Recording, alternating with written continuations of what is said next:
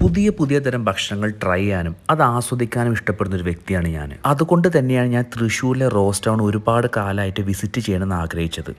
അവസാനം ഞാൻ കഴിഞ്ഞ ഡിസംബറിൽ അവിടെ വിസിറ്റ് ചെയ്യുണ്ടായി. മെനുവിലുള്ള ഒട്ടുമിക്ക സാധനങ്ങൾ ഞാൻ എൻ്റെ ജീവിതത്തിൽ ട്രൈ ചെയ്യാത്ത വിഭവങ്ങളായതുകൊണ്ട് തന്നെ എന്ത് ഓർഡർ ചെയ്യുന്നത് ഞാൻ വളരെയധികം കൺഫ്യൂസ്ഡ് ആയിരുന്നു.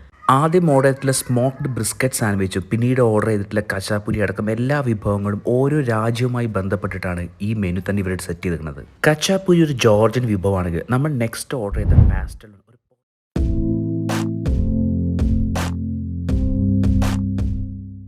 നമസ്കാരം, എല്ലാവർക്കും ഹിൽ ടോപ്പ് കിച്ചണിലേക്ക് സ്വാഗതം.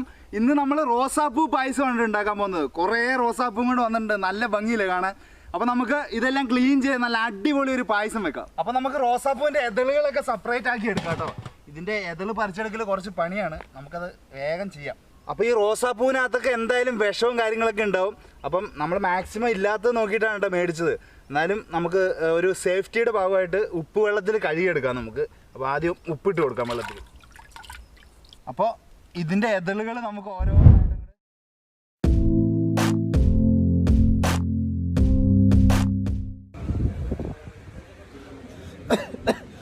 അപ്പോൾ ഗായ്സ് 600K അടിച്ചിരിക്കുകയാണ് യൂട്യൂബിൽ. അപ്പം സന്തോഷം ഇതാക്കാൻ വേണ്ടിയിട്ട് നമ്മൾ ഇന്ന് കുറേ ഫുഡ് കഴിക്കാൻ വേണ്ടി പോവാണ്. ഫുഡ് കഴിക്കാൻ വേണ്ടി ഞാൻ ചങ്ങാനും കൂടെ ഇറങ്ങിയതാണ്. അപ്പോൾ നമുക്ക് തുടങ്ങാം. ബിസ്മില്ലാ. അപ്പോൾ ഹണി കേക്ക് വെച്ച് തുടങ്ങി. അതിന് ശേഷം ഇതാണ് ഷവർമ ഷേക്ക് എന്ന് പറഞ്ഞ സാധനം. ഇത് നമ്മളെ എന്താ ഒരു ബൗളിൽ വരുന്നൊരു ഷവർമ കേട്ടോ. പിന്നെ അതിന് ശേഷം അവിടെ തന്നെ വേറൊരു ഹണി കേക്ക് കഴിച്ചു. പിന്നെ അതിന് ശേഷം അവിടെ നിന്ന് ബർഗർ കഴിച്ചു. എനിക്ക് പൊതുവേ സിംഗർ ബർഗറിനോട് ഭയങ്കര ഇഷ്ടമാണ്.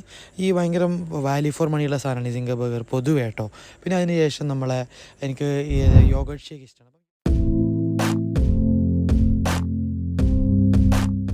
വളരെ ചെറിയൊരു ബർഗർ കേട്ടോ, വളരെ ചെറുത്, വെറും 300 റുപ്യ ഉള്ളൂ. എന്താ ചെയ്യാ? അങ്ങനെ നമ്മൾ കുറ്റിപ്പുറം പാലത്ത് കൂടെ ഇങ്ങനെ പോയി പൊന്നാനി എത്തിക്കുക കേട്ടോ. ഒരുപാട് നാളുകൾക്ക് ശേഷം ഞാൻ പൊന്നാനി എത്തുന്നു കേട്ടോ. പൊന്നാനി എത്തിക്കഴിഞ്ഞാൽ ആ മീനിൻ്റെ തിരക്ക് മകന് സൈഡിൽ കൂടെ ഇങ്ങനെ കാണാം കേട്ടോ. അപ്പോൾ പൊന്നാനി ഒന്ന് പോയി കഴിഞ്ഞാൽ നമ്മളെന്തായാലും ജസ്റ്റ് ആ പള്ളിയൊക്കെ ഒന്ന് കാണാൻ നിർബന്ധമാണ്. അപ്പം പള്ളിയിലൊന്ന് കയറിയിട്ട് ഒന്ന് അങ്ങനെ ഇറങ്ങി വന്നു. അപ്പോൾ നമ്മളെ വീഡിയോസ് കാണാൻ ഒരുപാട് സുഹൃത്തുക്കൾ ഇവിടെ കാണാൻ സാധിച്ചു കേട്ടോ. അപ്പോൾ എല്ലാവരും കണ്ടപ്പോൾ ഒരുപാട് സന്തോഷമുണ്ട്. അപ്പോൾ ആ പൊന്നാനിൻ്റെ ആ സൈഡിൽ കൂടെ അങ്ങനെ പോയി നമ്മൾ ഉദ്ദേശിച്ച ഹോട്ടൽ അങ്ങോട്ട് തുറന്നിട്ടില്ല. അപ്പോൾ അവസാനം എത്തിപ്പെട്ടത് ആലപ്പടിയിലെ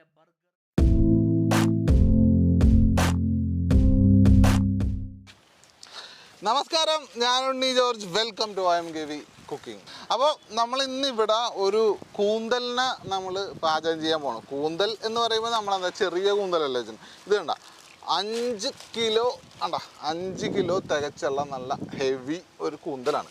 അപ്പോൾ അത് നമ്മളത് കണ്ടാൽ മോനെ നമ്മുടെ കൂന്തൽ നല്ല അടിപൊളിയായിട്ട് കഴുകി ക്ലീനാക്കി എടുത്തിട്ടുണ്ട്. അപ്പോൾ ഇനി എന്താ ചെയ്യാന്ന് വെച്ചാൽ നമ്മളിവനെ റോസ്റ്റ് ചെയ്യാൻ പോവാണ്. പട്ടപ്പട്ട ചെയ്യുന്നതായിരിക്കട്ടെ ഇനി കാര്യങ്ങൾ. അപ്പോൾ നമ്മൾ ആദ്യം കുറച്ച് വെളിച്ചെണ്ണ ഒഴിക്കുന്നുണ്ട്. നമ്മൾ വെളിച്ചെണ്ണയിലാണ് ചെയ്യാൻ വേണ്ടി പോകുന്നത്.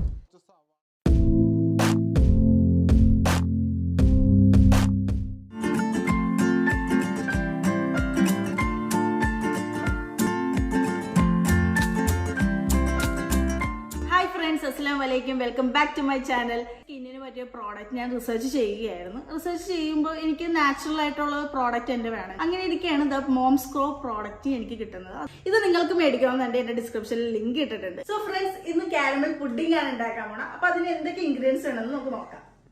Milk, egg, sugar, vanilla essence.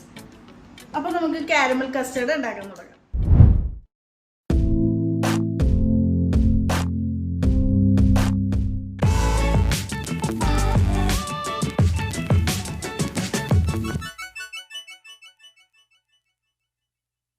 നമസ്കാരം, നമ്മൾ തൃശ്ശൂർ കൊറ്റംകുളം NHന്റെ തൊട്ട് സൈഡിൽ തന്നെ കല്ലുമ്മക്കായ റെസ്റ്റോറൻറ്റിലാണ്. പക്ഷേ കല്ലുമ്മക്കായ റെസ്റ്റോറൻറ്റ് എന്നുള്ള പേരുണ്ടെങ്കിലും ഇപ്പോൾ കല്ലുമ്മക്കായ ഇല്ല. കാരണം എന്ന് വെച്ചാൽ ഇവരുടെ അപ്പുറത്തായിരുന്നു restaurant.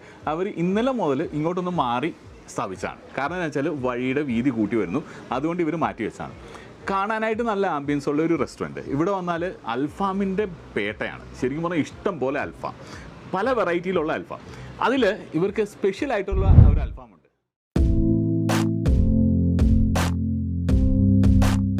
Guys, my name is Shanjio and welcome to the video.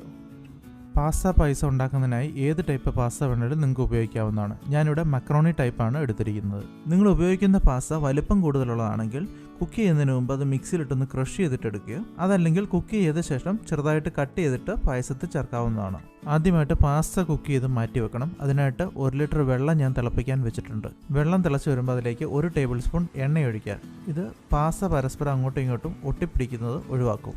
ഇനി ഇതിലേക്ക് 100 ഗ്രാം പാസ്ത ആഡ് ചെയ്ത് കൊടുക്കാം. 100 ഗ്രാം എന്ന് പറയുമ്പോൾ 1 കപ്പും ഒരല്പം കൂടെ കാണും. 1 കപ്പ് എന്ന് പറയുന്നത് 250.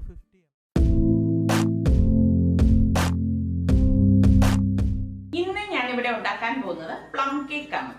ഇത് ഞാൻ നോൺ ആൽക്കഹോളിക് പ്ലം കേക്ക് ആണ് തയ്യാറാക്കുന്നത്. ഈ കേക്ക് തയ്യാറാക്കുന്നതിന് അരമണിക്കൂർ മുന്നേ ഓറഞ്ച് ജ്യൂസിൽ ഡ്രൈ ഫ്രൂട്ട്സ് സോക്ക് ചെയ്ത് വെച്ചിരുന്നിട്ടാണ് ഞാൻ ഈ കേക്ക് തയ്യാറാക്കുന്നത്. ഞാൻ എപ്പോഴും ഇങ്ങനെ ഈ അരമണിക്കൂർ മുന്നേ മാത്രമേ ഓറഞ്ച് ജ്യൂസിൽ ഈ ഡ്രൈ ഫ്രൂട്ട്സ് സോക്ക് ചെയ്യാറുള്ളൂ.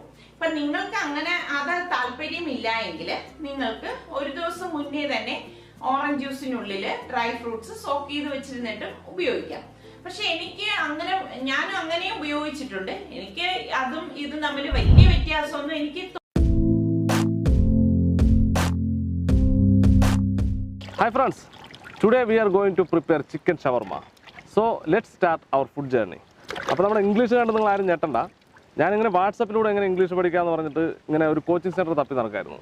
അപ്പോഴാണ് നമ്മുടെ സ്പീക്ക് ഈസി ഇംഗ്ലീഷ് അക്കാദമി എന്നൊരു അക്കാദമിയെക്കുറിച്ച് ഞാൻ യൂട്യൂബിലൊരു വീഡിയോ കണ്ടത്.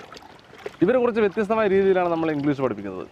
എങ്ങനെയെന്ന് ചോദിച്ചു കഴിഞ്ഞാൽ കുറച്ച് കോഡുകൾ ഉപയോഗിച്ചിട്ടാണ് ഇവർ നമ്മൾ ഇംഗ്ലീഷ് പഠിപ്പിക്കുന്നത്. നമ്മൾക്കിപ്പോൾ ഈസും വാസൊന്നും ഓർത്ത് വെക്കാൻ നമുക്ക് കഴിയില്ല. അതിൻ്റെ പ്രായമൊക്കെ നമുക്ക് കഴിഞ്ഞു. അപ്പോൾ ഇവർ കുറച്ച് കോഡിങ്ങിലൂടെയാണ് നമ്മൾ ഇംഗ്ലീഷ് പഠിപ്പിക്കുന്നത്. ആ കോഡുകൾ എന്തൊക്കെയാണെന്ന് വെച്ച് കഴിഞ്ഞാൽ പ്രണയം ടെക്നിക്ക്, ആട് ടെക്നിക്ക്, അതുപോലെ ദുശീലം,